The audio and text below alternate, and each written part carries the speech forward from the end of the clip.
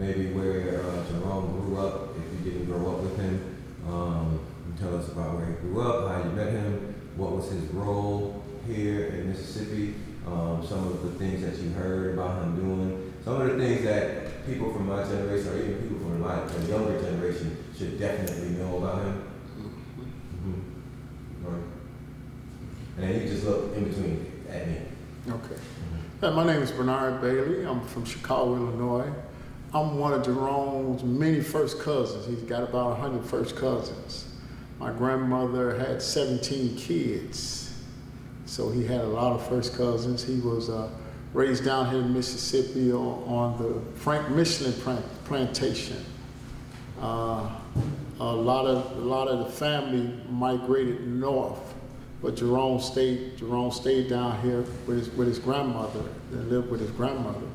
But as he got older, he would often come to Chicago and visit. And when he came to Chicago, he would always get us together. He wanted us to ride around, and he wanted to see a lot of the people that had migrated from Mississippi to Chicago. So he always loved to come to Chicago to visit some of his friends that he hadn't saw. He was a traveling man. He was a God-fearing man. He went to church just about every Sunday. If he wasn't on the road, he was at church on Sunday. You know, he had a deep passion. He had a vision for Mississippi. And he thought the way he could help Mississippi was to do politics, you know what I mean? And he always said he was a master politician. He loved politics.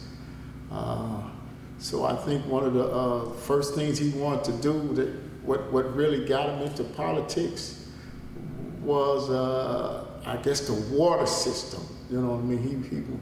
The water just wasn't no good down here. You know what I mean? He wanted to do something about that. And he wanted to do something about housing. So he created Tallahatchie Housing. So he did a lot for his people. He wanted to pave every road in Mississippi. He thought the road he wanted to bring Mississippi up to modern times. You know, yeah, he had a vision for Mississippi. You know, and he would always talk about Emmett Till. You know, he always knew something wasn't right about what happened to Emmett Till, you know. So he come to Chicago and he met people. He went to South Carolina. He wanted to know how to set up things, to do investigations. He wanted to redo the courthouse. He just wanted to do so much, you know what I mean? But it was like he had to do it by himself though, because people didn't have the same vision that he had. And so he had to run hard. He had to run hard to stay in office. There was always a lot of opposition against him when running for office, but the people was always with him. You know, people was always with him. And he had a whole lot of outside help. People that wasn't from Mississippi, he could pick up the phone and call people. He could call directly to the White House to speak to Trent Lott, because he was Speaker of the House at that time. So he had a direct line to Trent Lott, you know. Matter of fact, he would get invitations to come to the White House to different affairs from the Republicans, even though he was a Democrat, you know. They had a prison down in Tukwila, you know, and it was a clause in there where the county could own that prison.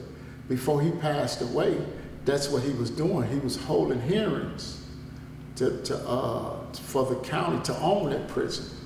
And he had people to come from Washington to show the county how they can do it. It wouldn't cost him a thing, you know. So he had a vision that he passed before he could follow through on everything that he wanted to do. But as you go around Mississippi, you'll see where he left a lot of housing: Jerome Little Manor, Grayson and Hale, Huddleston, a lot of housing here, you know. So that was one of his things to do. At Como, he had them in Como and other different places in the state of Mississippi. He was big on housing for the poor. He wanted to do a lot of recreation for the children, but he wasn't able to get the land because, like he was always said, these farmers weren't trying to give up no land. You know what I mean? So He said it's a farming town. It's hard to get land to do a lot of things that he wanted to do. You know.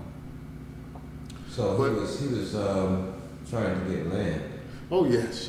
He wanted to have parks and after school recreations and things for the children. You know what I mean? And he wanted to get mentors to come in and mentor to children because he knew how important education was.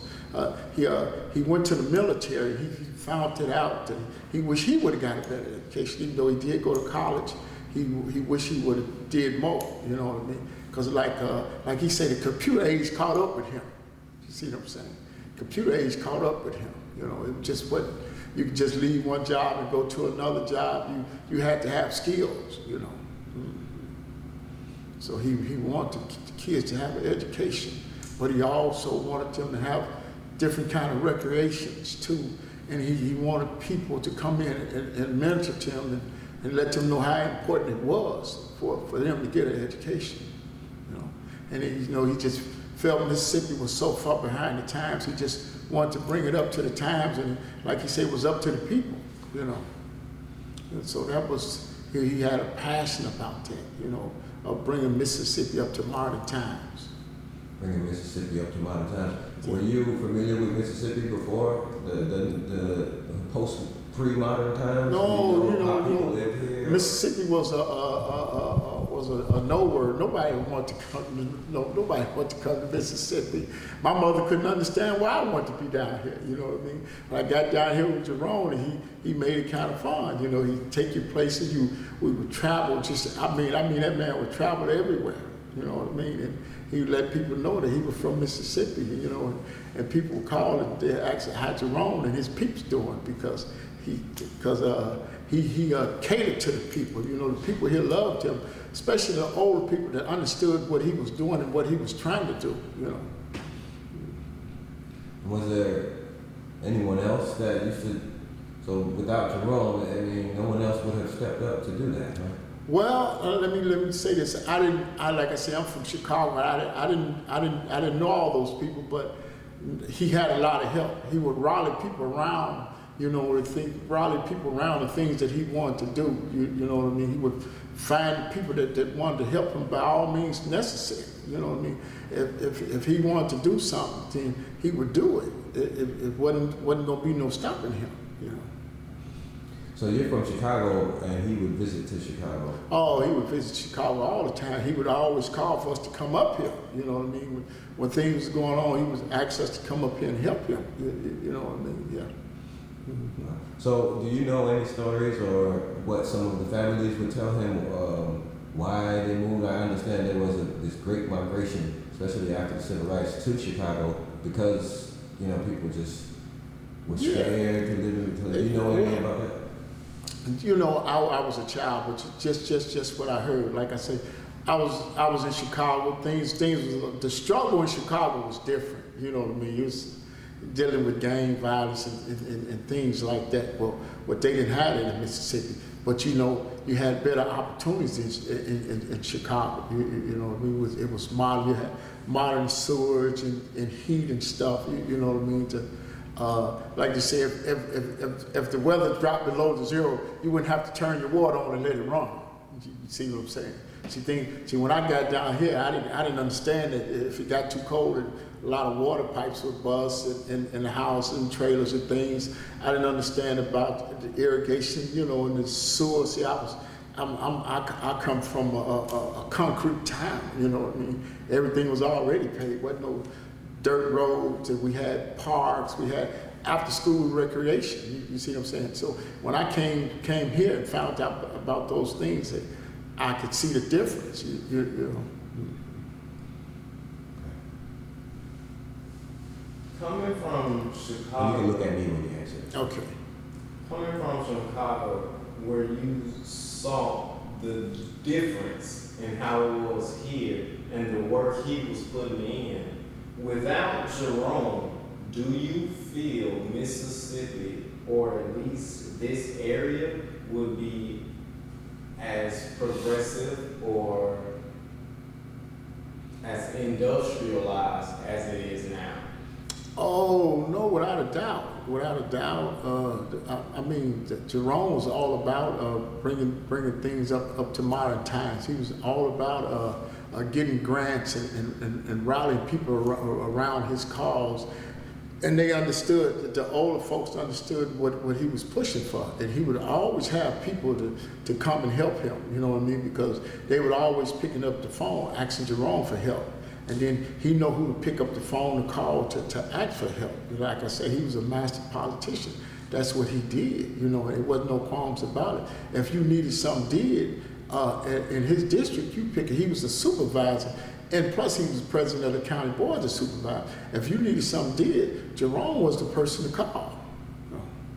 I don't even understand how politics works. So there's a supervisor. So can you explain anything? That was different to me too, because I come from Chicago. We had 50 wards, 5. You're talking about 5 here. You're talking about 50 in Chicago. We had a mayor of Chicago. You know what I mean? We had downstate legislation like you do here. But Chicago was like a little country. You see what I'm saying? It had power. It had influence. You see what I'm saying? Jerome was the only power and influence here that I knew about. You know what I mean? So that's what I say. It amazed me when he was able to pick up the phone, even though he was a Democrat, he would be able to talk to Trent Lott and other politicians, the congressman, I can't call his name right now, but he would always talk to people in power or people in influence to let them know what he was trying to do. You see what I'm saying? And it was hard for them not to help them because they had the same kind of vision, but I don't know what they was doing on that end. But I know what Jerome was always trying to do on this end, you know what I mean? He was always trying to bring Mississippi up. And one thing that always bothered him was the incident with Emma Matilda. He just thought there was a black eye for Mississippi. He always thought something should have been did about that, you know what I mean? So I know he passed away. I don't know if he lived to see the apology and the reconciliation that happened on that, but I know he would be proud of what's going on right now with Emma Matilda. Can you tell me how did you learn about Emma Matilda, being from Chicago? Or did you you know, it's part of history in Chicago because people migrate from up north, and you know what I mean. They was afraid to do a lot of things. You see what I'm saying? Because they was from the South. You know, you just didn't do that. You just didn't say this, and you just didn't do that. You'd be raised a different kind of way. You know what I mean? We had unions and stuff here. A lot of here, no unions. So when you go to work somewhere, people could tell you you can't go to the bathroom. You know, that's unheard of. Well, I'm gonna stay at this spot right now. But next time I call you, when Mother Nature called, you can't hold it something where you can't leave. You can't leave till somebody come relieve you. Sometimes you can't wait. You have to walk off your position to go to the bathroom. You just can't hold it. Mother Nature don't wait for everybody like that, you know. And so they didn't understand that you just didn't have to be subject to things like that. You understand what I'm saying? It's no way possible. If I have to go to the bathroom, maybe 1 or 2 times I can wait for somebody to come. But what about that time when you can't wait? You understand what I'm saying? That time that you can't wait. So you can't be punished because Mother Nature called. You know what I mean? So is that what was going on in Chicago, or here? No, that's what was going on here. You see what I'm saying? I'm just saying the difference, you know, from having unions and people to say, hey, this can't be going on the job. You had a lot of kind of safety codes. I'm not saying that they didn't have it here, but it's enforced. Things is enforced in the city that's not enforced down here in Mississippi. You know what I mean? And where did Jerome get this passion or the brains to make all of this come together? You know what? I have no idea. You know, Jerome, a few years older than me. When I would come to visit, these are the things that he would talk about. But I can see why he felt that way because of the big difference. You see what I'm saying? He would come to Chicago and visit all the time, and then he would see the things in Chicago. He know things needed to be brought up in Mississippi. Just you know, he just know it needed to be modernized. You know what I mean?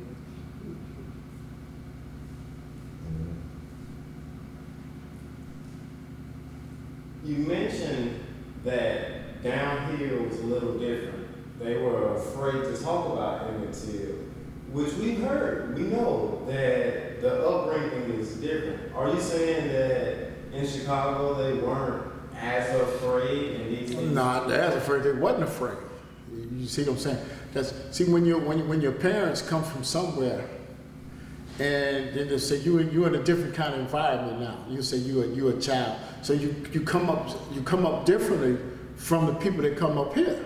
You see what I'm saying? It's things they would talk about that we could talk about when they were children. They wasn't allowed to say certain things. You see what I'm saying? They had to go to the fields and work. You know what I mean? It ain't if you're going. You had to.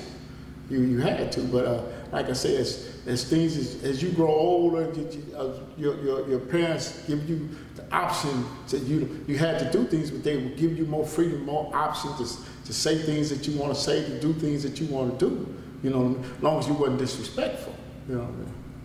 But things from in the South, you know, I couldn't say that. You know, he said, "Oh man, back when we was coming up, you get a backhand if you would have said that." Or, you'd be laying on that floor if you would have did that. See, now, modern time now, you can feed your kids, but you can't spank them. Ain't that something? Yeah. So, is it your parents or your mother, or did she live in Mississippi and move to Chicago? And can you tell me anything that she said that the reason why she came or why? Listen here, my mother passed, but her sister raised me. Her sister and her husband. And mine, even though she's mine, I call her my mother, she never ever wanted to come back to Mississippi. When she left Mississippi, she came back to Mississippi one time for a family reunion, and she didn't want to come near. She said she would never come back to Mississippi. Well, that's something you would have to accept. She passed now, but that's something that you would have to accept. But she said she would never go. She had zero understanding about me wanting to live in Mississippi. I mean, zero understanding. And you live here permanently now? No, I live here permanently, but I always say I'm going back home. But I come down here and man, these winters, man, you know what I mean? I can't stand going back to Chicago for a winter. So that's basically the weather is what keeps me here. I mean, man, we had rough winters in Chicago. You come down here in Mississippi, you live here a year or two, man. You ain't trying to see no winters in Chicago. And you probably weren't born when Emmett Till, all that happened. No, I was born in 1959. I don't know exactly what year. 1955. Yeah, So how do you remember hearing about it? You hear about Emmett Till through the schools. See, we learned about Emmett Till through the schools. You know, we have Black history in Chicago schools. You know, so they spoke on those things. But the biggest thing that got me down here was, a half an inch of snow. The whole town's closed. The schools closed down. Everything closed. I mean, an inch of snow. I mean, really? You know what I mean?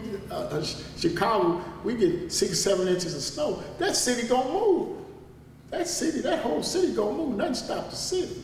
Nothing stop it. But you shut things. A thunderstorm come in, they close things down. You know what I mean? So it was a big difference. It wasn't. I wasn't used to things like that. At night when I go to bed, if it was gonna be freezing, we turn the heat up. You don't have to have the water running overnight, having a trickle of water coming down. You know what I mean? I never heard of those things like that. You wake up and water everywhere because the sewage. You had a sewage system. It was modern. You know, and those were some of the things that Jerome wanted to do. Just like I said, he wanted every road in his district to be paid. That was one of his things to do. He wanted to pay. He didn't want to have no dirt roads in B5. He wanted everyone to be paid. You know. And for you now that you've lived in both Chicago and Mississippi, what do you think are some of the disparities that people throughout the nation don't even know that people are going through in Mississippi? Well, you know, we got so much media and stuff. I don't think nobody would know the difference. I think you just about heard anything, the difference between one city to another. It's too much media now. It's hard to hide anything now. It's hard to have anything, you know what I mean? And thank God for that, because like different things is happening. What would we be if somebody didn't have a camera on just what happened, what we're going through now? You know what I mean? So. And do you know some of the goals that Jerome Little had that maybe he did not get to see? Oh, you probably mentioned them already, but the biggest thing was he wanted to see this Emma Matilde through. And he wanted to get to prison for the county, you know. Mm-hmm. And he know the biggest struggle that he was going to have was getting recreation for the kids because it was hard to get land. He know that was a struggle, not because he couldn't do it, it's just because he couldn't get the land, you know. So those are the three biggest things. You know. One more question from me. It kind of surprised you can look at me when you answer. Okay. It kind of surprised me when you said you learned about Emmett Till in school. When you moved, or if you notice this now, does it surprise you that even in Mississippi, where civil rights happened or started, or however you want to phrase it, we aren't taught that at school? That's different. That's what we was bringing up, talking about coming to modern times. Okay, if you could talk about Nixon, you could talk about Carter. Everybody know who Martin Luther King was. Do you know who Percy L. Jackson, who Percy Julian is, or Harriet Tubman? You know what I mean? See, was that on the curriculum down here? Black history. You understand what I'm saying? See, that was part of the curriculum in Chicago. You know what I mean? Just you had American history and you had Black history. I don't know if that was here, but that's how I found out about Emmett Till. I knew about Emmett Till before I came down here. So I don't know what the curriculum is in the schools down here, but like Jerome said, he didn't know about no Black history. You know, and I know he went to school. He went to college. You know. Mm-hmm. And see, I had Black history in grammar school.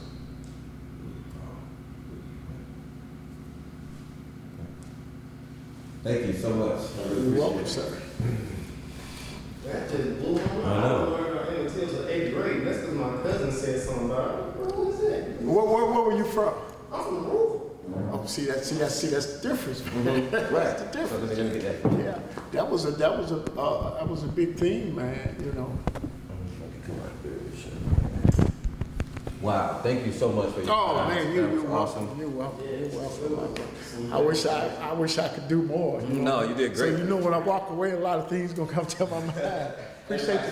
Hey, but you know what, man? I really appreciate you guys, man. I hope this thing come through. Man. All this is happening too because of Jerome Little and because of his connection with Patrick. And this has been part of his vision to get young people to learn how to do technology. So I'm getting an opportunity because of the stuff that Jerome Little has done. I wish I had met him. Man, I'm telling you